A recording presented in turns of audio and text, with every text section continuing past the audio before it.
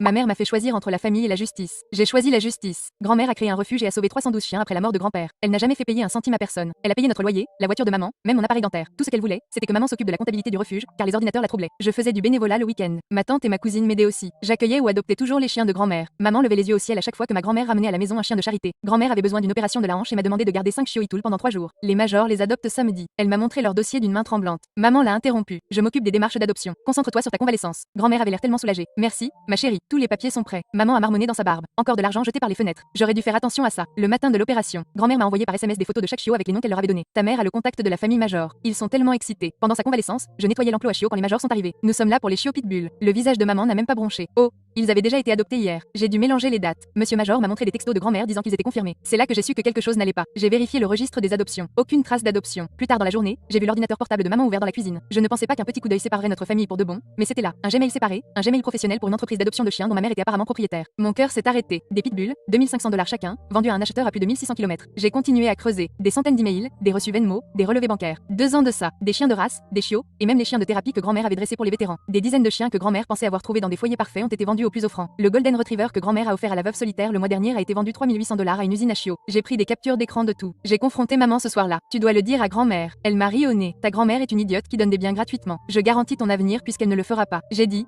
Tu la voles. Ce n'est pas du vol si elle ne les a jamais facturés de toute façon. J'étais abasourdie. Je n'arrivais pas à croire que la femme en face de moi était ma mère. Dis-le lui ou je le ferai. Le visage de maman est devenu froid. Elle est vieille, stupide et gaspille notre argent. Dis n'importe quoi et nous perdons la maison, la voiture, tout. C'est moi ou l'ému. Puis elle a dit la partie qui a fait ma décision. Peut-être que les complications de l'opération régleront ce problème de toute façon. Elle espérait que grand-mère mourrait. J'ai pris un Uber pour aller à l'hôpital avec tout imprimé. 147 000 $ volés en 2 ans. Mamie était encore groggy à cause des analgésiques quand je me suis assise à côté d'elle. Il faut que je te montre quelque chose. Elle a lu le premier email, puis un autre, puis un autre. Ses mains se sont mises à trembler. Je savais qu'elle voulait porter plainte. Je pensais qu'elle se défoulait. Les larmes sont d'abord venue lentement, puis elle a appelé son amie du refuge, Margaret, qui se trouvait être une procureure fédérale à la retraite. Revenu non déclaré et évasion fiscale remontant à 3 ans. Maman avait prévu ça depuis que grand-mère avait annoncé l'ouverture du refuge. Grand-mère a convoqué une réunion de famille depuis son lit d'hôpital. Toujours sur son déambulateur, elle a insisté pour que tout le monde vienne. Elle a passé les emails de maman à la télé. Ma cousine a eu le souffle coupé en voyant leur chien adopté mis en vente en ligne. Ma tante a reconnu son chien de thérapie qui était annoncé à un éleveur. Maman a essayé de m'expliquer. J'étais en train de constituer des fonds pour les études supérieures des enfants. J'ai ouvert mon compte universitaire sur mon téléphone, vide. Puis j'ai sorti ses reçus de Botox, 8000 $. Ses soins de spa mensuels, 3000 $. Les contrats de location de l'appartement. C'est là que le visage de papa a changé. Quel appartement? Maman est devenue blanche. Nous avons découvert peu de temps après qu'elle avait un petit ami qu'elle cachait depuis un an grâce à l'argent du sauvetage qu'elle avait volé. Ma mère a commencé à recevoir des appels pour des accusations de fraude fiscale. Maman a essayé d'appeler tout le monde, suppliant des témoins de moralité. Personne n'a répondu. Même sa propre sœur l'a bloquée. Quand maman est venue chercher ses affaires, grand-mère s'est levée sur son déambulateur, a regardé maman dans les yeux et a dit: